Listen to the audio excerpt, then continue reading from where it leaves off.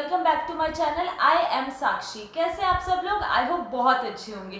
Guys, आज की हमारी वीडियो बहुत ज़्यादा इंटरेस्टिंग है क्योंकि आज हम बात करने वाले कार्मिक डेथ नंबर्स के बारे में। देखिए, हम सारे ह्यूमन बीइंग्स एक सोल है ना। हम सभी सोल है और इस धरती पे हमने एज अ ह्यूमन फॉर्म में जन्म लिया है। हम सभी का कोई ना कोई लाइफ पर्पस डिस्टाइंड है। बहुत सारे लोग होते हैं जिनको अपना लाइफ पर्पस बहुत पहले ही पता चल जाता है। बहुत सारे ऐसे लोग होते हैं जिनको अपना लाइफ पर्पस ढूंढने में पूरी जिंदगी निकल जाती है। लेकिन कुछ ऐसे स्पेशल लोग होते हैं जिनको बाय बर्थ ये यूनिवर्स उनको उनका लाइफ लेसन और लाइफ पर्पस बताकर इस धरती पे भेजता है। तो आज हम कुछ ऐसे ही नंबर्स या कह लो कि आज हम कुछ ऐसे लोगों के बारे में बात करने वाले हैं जिनका लाइफ जो उनका लाइफ लेसन है, यानी कि उनके जो कार्मिक डेथ नंबर है उनसे ही उनको अपनी लाइफ का लेसन सीखने को मिलता है। और जितनी जल्दी वो अपने इन लेसन्स को सीख लेंगे ना, उतना ही जल्दी वो अपनी लाइफ में आगे ग्रो और प्रोग्रेस करेंगे। तो आज हम ऐसे 4 नंबर की बात करने वाले जो कि कार्मिक डेथ नंबर है। तो अगर आपका भी नंबर इन कार्मिक डेथ नंबर के ऊपर आता है तो ये वीडियो ना आपको देखनी बहुत ज़्यादा इंपॉर्टेंट है। अगर आपके घर में आपके बच्चों का या आपके सिबलिंग्स का, आपके पार्टनर का नंबर भी कार्मिक डेथ नंबर पे आता है तो ये वीडियो पूरी की पूरी आगे आपके लिए है, क्योंकि इसमें मैं आपको बताने वाली हूँ कि ऐसा कौन से लेसन्स आपके नंबर में छुपे हुए हैं और ऐसा क्या आपको करने की ज़रूरत है जिससे कि आप अपने पास्ट लाइफ जो कर्मास इस लाइफ में लेकर आए हैं उनको कंप्लीट किया जाएगा और कंप्लीट करके आप कैसे अपने लाइफ के पर्पस को बहुत जल्दी अचीव कर लेंगे। तो are you ready? I hope obviously. So without wasting any more further due, let's get started.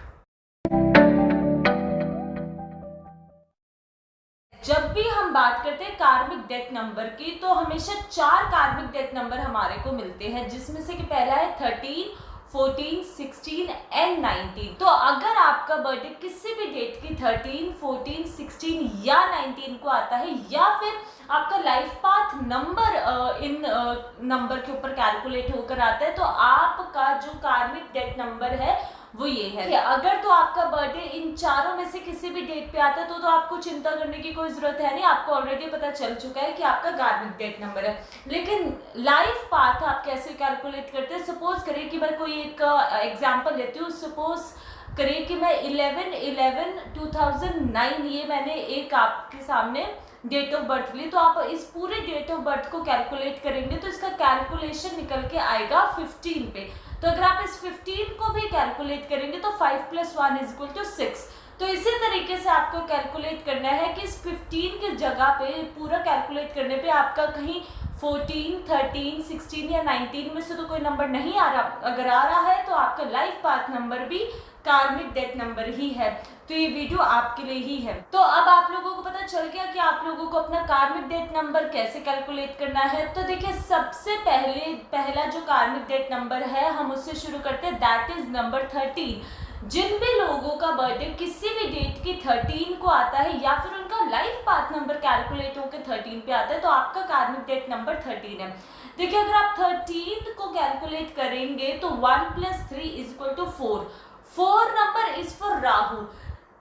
13 वालों के लिए क्या कार्मिक लेसन है इस लाइफ में, वो ये कि देखिए 13 वाले ना अक्सर देखा गया कि वो बहुत ज्यादा ना लेजी होते हैं और लेजीनेस की वजह से बहुत सारे उनके ऐसे काम होते हैं जो वो डिले कर देते हैं या कह लो छोड़ देते हैं, या प्रोकास्टिनेशन की वजह से वो उसको आगे बढ़ाते चले जाते हैं। 13 वालों के साथ एक प्रॉब्लम और होती है, दैट इज कि वो बहुत ज्यादा ना शॉर्टकट्स के पीछे भागते हैं। उनको हर चीज में शॉर्टकट चाहिए। एक तो मल्टीटास्किंग बहुत ज्यादा करते हैं 13 नंबर वाले, तो उनको हर चीज में शॉर्टकट चाहिए कि मैं जल्दी से अपने सारे काम निपटा दूं, मैं ये भी कर लूं, मैं वो भी कर लूं, मैं ऐसा भी कर लूं, मैं वैसा भी कर लूं।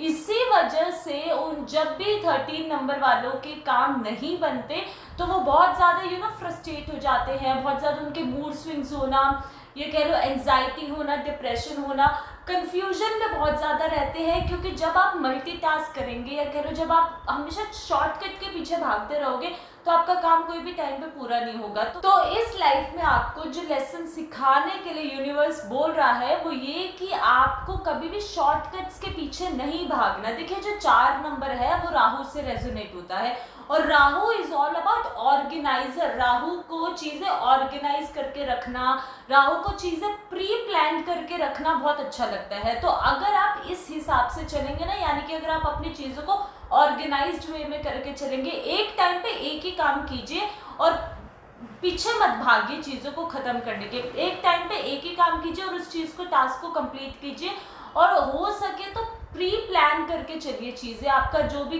नेक्स्ट डे का टास्क है उसको एक दिन पहले प्री प्लान करके चलिए, ऑर्गेनाइज करके चलिए। डिसिप्लिन बहुत ज्यादा जरूरी है, क्योंकि देखिए 13 नंबर वाले बहुत ज़्यादा लेजी होते हैं, लेथार्जिक होते हैं, तो उनको डिसिप्लिन की बहुत ज़्यादा ज़रूरत है। अगर आपकी लाइफ में प्रॉब्लम्स आ रही है, सेटबैक्स आ रहे हैं, तो आप ऑर्गेनाइज करके चलिए, पहले से प्री प्लान करके चलिए। डिसिप्लिन मैंडेटरी आपके लिए। और सबसे इम्पॉर्टेंट, आपको मेडिटेशन ज़रूर करना चाहिए। जितना ज़्यादा आप मेडिटेशन करेंगे आपको आपका माइंड क्लैरिटी मिलेगा और आप अपनी लाइफ में आगे बढ़ते। दूसरे कार्मिक डेथ नंबर की हम बात करें तो दैट इज नंबर 14। देखिए अगर आप नंबर 14 को कैलकुलेट करेंगे तो 1 + 4 = 5।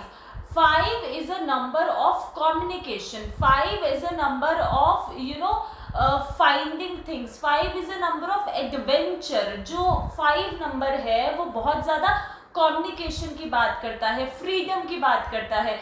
इस कार्मिक डेथ का क्या मतलब है? इसका ये मतलब है कि पिछले जन्मों में या पिछली लाइफ में आपको जो भी फ्रीडम मिली थी, आपने उस फ्रीडम का बहुत ज़्यादा मिसयूज किया था अपने लिए या आपके आसपास के लोगों के लिए। तो इस लाइफ में आपको क्या करना है? आपने देखा होगा जो भी लोग 14 से रेजोनेट करते हैं या आप 14 के हैं, तो आपकी लाइफ में हमेशा अप्स एंड डाउन्स बहुत ज़्यादा आते रहते हैं। एक बारी को आप ऊपर जाते हैं, फिर नीचे आ जाते हैं, फिर ऊपर जाते हैं, फिर नीचे आ जाते हैं। तो ये आपके जो रोलर कोस्टर लाइफ चलती रहती है ना, तो उसमें आप बहुत ज़्यादा फ्रस्ट्रेट भी हो जाते होंगे, परेशान भी हो जाते होंगे। और आप 14 नंबर वालों के साथ देखा गया कि उनको हमेशा एक सेंस ऑफ फ्रीडम चाहिए होती है, फिर चाहे वो किसी भी चीज़ के अंदर फ्रीडम क्यों ना हो, चाहे उनके ऑफिस में हो, स्पेशली रिलेशनशिप्स में उनको बहुत ज़्यादा फ्रीडम चाहिए होती है। नंबर 14 वालों के साथ देखा गया उनको वो कमिटमेंट फोबिया बहुत ज़्यादा होता है। वो किसी भी चीज़ को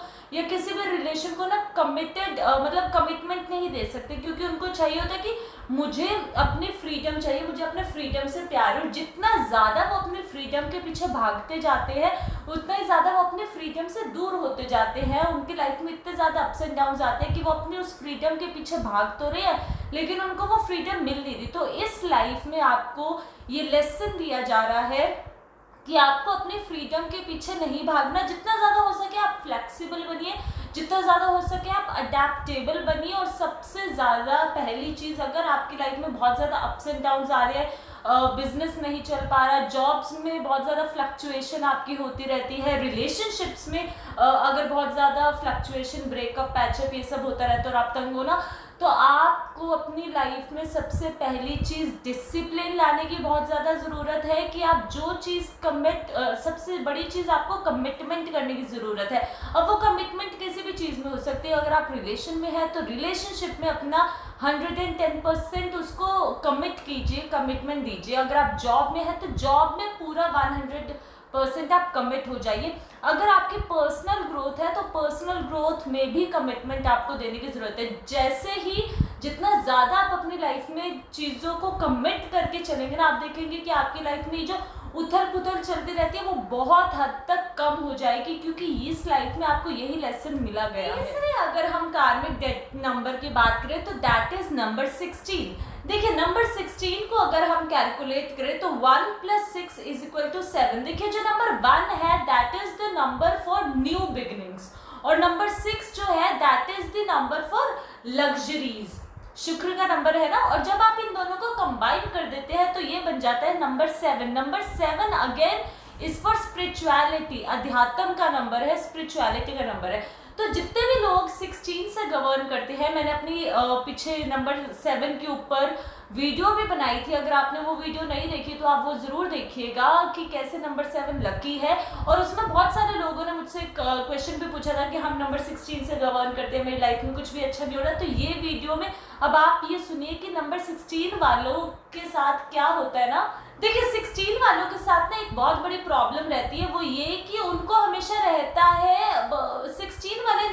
जो नंबर 16 से लोग रूल करते हैं ना, they are highly egoistic person. मतलब वो स्मार्ट तो बहुत ज्यादा होते हैं ऑब्वियसली, क्योंकि उनके नंबर में सन की एनर्जी भी है, शुक्र की एनर्जी भी है, एंड ऑब्वियसली केतु नंबर 7 की एनर्जी भी है। तो पास्ट लाइफ से कहीं ना कहीं केतु की वजह से वो अपनी नॉलेज, अपनी विजडम को लेकर तो आए हैं, लेकिन पास्ट लाइफ में उन्होंने अपने उस नॉलेज का, उस विजडम का बहुत ज़्यादा गलत उपयोग किया लोगों के साथ, लोगों के लिए। तो इस लाइफ में उनको ये लेसन दिया गया है कि इस लाइफ में आपको अपनी ईगो को ख़त्म करना पड़ेगा। देखिए नंबर 16 वालों के साथ ना, हमेशा नंबर 16 वालों को ये लगता है कि मैं ही मैं हूँ, मेरे पास दुनिया जहान की नॉलेज है, मेरे आगे कोई भी नहीं आगे रुक सकता, मेरे पास सब कुछ है, मैं ये भी कर सकता हूँ, वो भी कर सकता हूँ। बेसिकली नंबर 16 वाले जो है मैं कहूँगी कि उनको हमेशा दूसरों को आउटरेज, दूसरों को हमेशा नीचे कम आंकने की आदत होती है, और अपने आप को हमेशा सुपीरियर दिखाने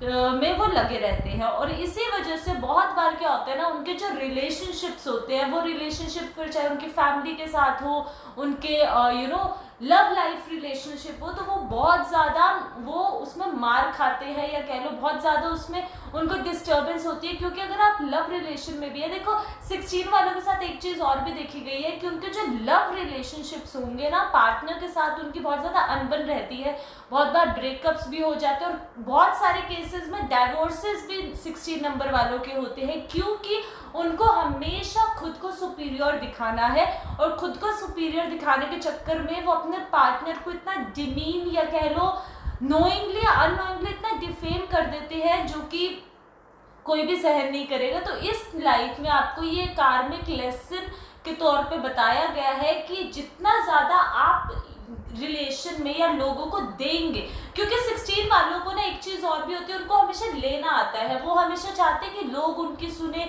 लोग उनको प्यार दें, लोग उनको रिस्पेक्ट दें, लेकिन कहीं ना कहीं वो उनको रिस्पेक्ट या वो प्यार देने में या वापस देने में असमर्थ रहते हैं। तो ये उनका कार्मिक लेसन है कि जितना ज़्यादा वो लोगों से, दुनिया से एक्सपेक्टेशंस मत रखिए। अपना ईगो को जितना ज़्यादा आप डाउन लाएंगे, कम लाएंगे, आपको उतना ज़्यादा लाइफ में ना तरक्की मिलेगी, उतना ज़्यादा आप लाइफ में ग्रो करेंगे अपने हर लेवल पे। और देखिए जितना ज़्यादा आप स्पिरिचुअलिटी के साथ जुड़ के रहेंगे ना, अब मैं यहाँ पे किसी ना रिलीजन की बात नहीं कर रही, मैं नॉर्मल बेसिक स्पिरिचुअलिटी की बात कर रही हूँ। आप जितना ज़्यादा मेडिटेट करेंगे, जितना ज़्यादा खुद के ऊपर काम करेंगे, आप देखेंगे कि मटेरियलिस्टिक चीजें ऑलरेडी आपके पास ऑटोमेटिक आनी शुरू हो जाएगी। क्योंकि 16 वालों के साथ एक चीज और देखी गई है, वो बहुत ज्यादा मटेरियलिस्टिक चीजों के पीछे भागते हैं।